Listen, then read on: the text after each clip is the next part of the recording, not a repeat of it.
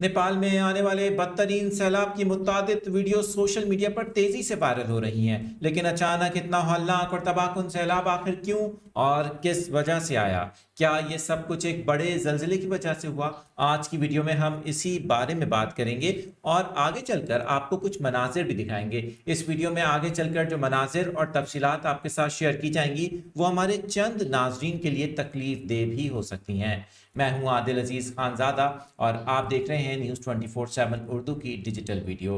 नेपाली हुक्काम का बताना है कि शदीद तरीन सैलाब और मट्टी के तोदे गिरने से अब तक की इतलात के मुताबिक बड़े पैमाने पर तबाही हुई है। जानी नुकसान काफ़ी ज़्यादा हुआ है। हलाकतों की तादाद 390 से तजावज़ कर गई है, जबकि 1300 से जायद सयाह अब भी लापता बताए जाते हैं। नेपाल में इस कुदरती आफत को 2015 के तबाहकुन जल्जले के बाद मुल्क की सबसे बड़ी तबाही भी करार दिया जा रहा है।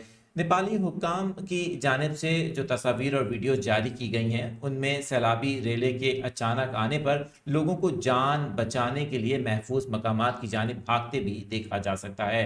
मीडिया रिपोर्ट्स में पहले यह खदशा जाहिर किया गया कि 26 अगस्त की सुबह हिमालय में एक ग्लेशियर फटकर करीबी वादी में गिरा। इसकी वजह इब्तदाई तौर पर एक जल्जला बताई गई थी, ताहम बाद में अमरीकी जियोलॉजिकल सर्वे ने वाजे किया कि यह जल्जला नहीं बल्कि बर्फ और चट्टानों के गिरने से पैदा होने वाली वो लर्जिश थी जिसके बायस इब्तदाई तौर पर झटके महसूस किए गए। सैलाब की वजह एक बड़ा मट्टी का तोदा बताई जा रही है, जबकि मलबे का रेला तिब्बत की बंदरगाह से जा टकराया, जिससे इंतहाई शदीद सैलाबी सूरत हाल ने अचानक जन्म लिया। रिपोर्ट्स के मुताबिक इस सैलाब ने सड़कों, बिजली के मंसूबों का नामो निशान ही मिटा दिया है, जबकि कई गांव मुकम्मल तौर पर सैलाब की जद में आकर तबाह हो चुके हैं।